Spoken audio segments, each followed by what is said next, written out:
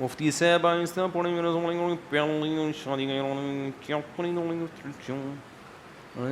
جواب بھی آہستہ دوں تو جواب جب آہستہ دوں گا تو الٹا کر کے لوگ اس کو سوال بنا لیں گے تو وہ تو پتہ چل جائے گا.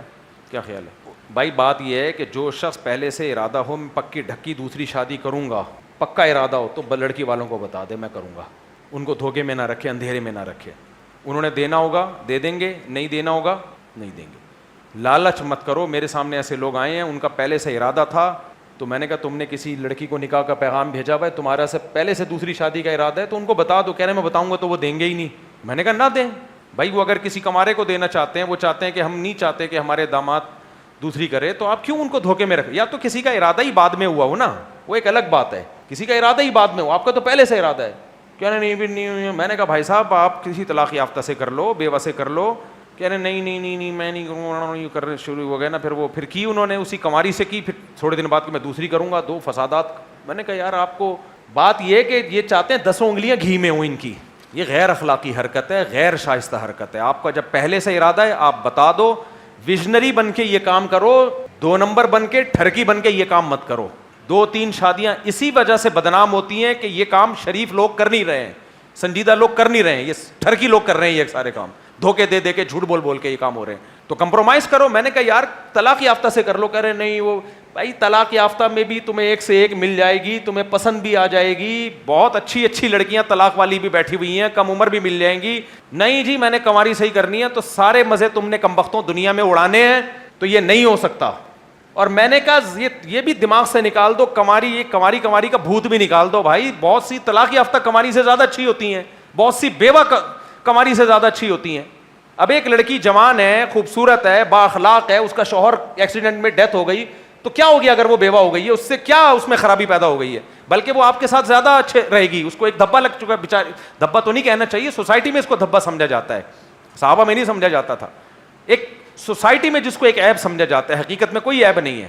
تو میں نے کہا وہ تمہارے ساتھ زیادہ اچھا گزارا کرے گی. نہیں وہی بات ہے, چھتے میں منہ دے کے شہد پی رہے ہیں اور پھر بولتے ہیں مکھیاں کاٹ رہی ہیں. دفعہ یہاں سے سالے کہیں کے.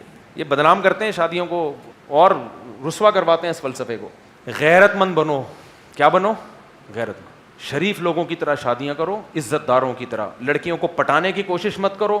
جب کوئی لڑکی رابطہ کرے بولو تمہارے باپ سے بات کروں گا. میں کس سے بات کروں گا؟ میرے سامنے کیس آئے ہیں, فیس بک پہ لڑکی پھنسا لی, داڑھی والے بندے نے, ٹوپی والے آدمی نے پھنسا کے. میں نے کہا یار تیری بیٹی کو کوئی پھنسائے تو دے دے گا اس کو؟ جو اپنی بیٹیوں کے لیے پسند نہیں کرتے دوسروں کے ساتھ یہ کیوں؟ شریف بنو. باپ کو کس کو پیغام بھیجو؟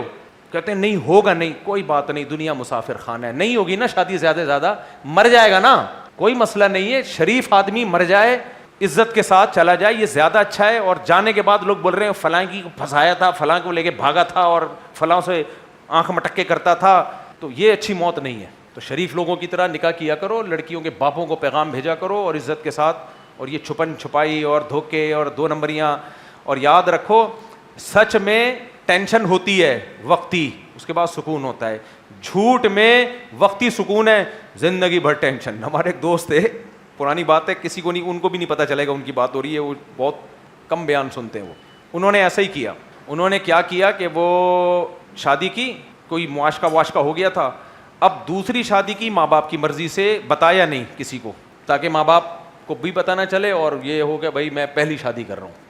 اب وہ بڑی خاندانی لڑکی تھی جو ان کی دوسری وائف تھی, وہ یہ سمجھ رہی ہے کہ یہ میں ان کی پہلی وائف ہوں. وہ مجھے خود اپنا واقعہ سنا رہے تھے, جس ہے نا, یہ ہے 15-20 سال پرانا واقعہ. اب جب شادی ہو گئی پکڑے گئے ایک دن. اب جھوٹ بول بول کے نا چلا رہے ہیں دونوں کو. جب پکڑا گیا ہے نا تو اتنی ڈپریشن میں آیا ہے کہ اس کو ہارٹ اٹیک ہوتے ہوتے بچا ہے. اتنی ڈپریشن میں آیا ہے, اور مستقل بیماری اس کو, ڈپریشن کی, اسٹریس کی, بلڈ پریشر کی مستقل بیماری لگ گئی. مستقل میڈیسن پہ آ گیا. جوان آدمی, جوانی میں بال سفید ہو گئے. چونکہ وہ خاندانی لوگ تھے, انہوں نے بولا یار تم نے ہمارے ساتھ دھوکہ کیسے کیا؟ بیوی تو چلی گئی وہ چھوڑ کے, دوسری وائف, کیا تم نے دھوکہ کیسے کیا ہمارے ساتھ؟ تو جھوٹ جو ہے نا, جھوٹ اس کی ٹینشن پوری زندگی کی ہے. سچ کی ٹینشن ایک دفعہ ہوتی ہے, کڑوا گھونٹ, اس کے بعد سکون آ جاتا ہے زندگی میں. یہ 2 نمبریاں مت کیا کرو. دوسری شادی اگر پہلے سے پکا ڈھکا ارادہ ہو تو لڑکی والوں کو بتا دو کہ میں غلط آدمی ہوں, میں دوسری بھی کروں گا, آپ نے دینی ہے دے دیں, نہیں دینی ہے. میں نے جب دوسری کی تھی تو بتایا تھا میں تیسری بھی کروں گا, تو بہت سے رشتے نہیں ہوئے میرے اس چکر میں, بہت سے رشتے نہیں ہوئے. ورنہ آج 19 کے بجائے کتنے ہوتے, 4-5 اور ملا لیں ساتھ میں. تو تو کیا ہوا, تمیز سے 19 ہو گئے, یہ زیادہ اچھا ہے نا, بدتمیزی کے ساتھ 25 ہوتے تو تمیز کے 19 بدتمیزی کے ساتھ 25 سے کیا ہے, بہتر ہے. پھر وہ بچے بھی ڈرامے بازیاں کر رہے ہوتے, جب ان کو پتا ہوتا ہمارے ابا نے بھی 2 نمبری کی تھی, تو بچے بھی کیا کرتے, پھر بچے ابا سے بھی 2 نمبری, اماں سے بھی 2 نمبری, ہر جگہ پھر یہ پورا نسل میں ڈی این اے میں 2 نمبری آ جاتی ہے.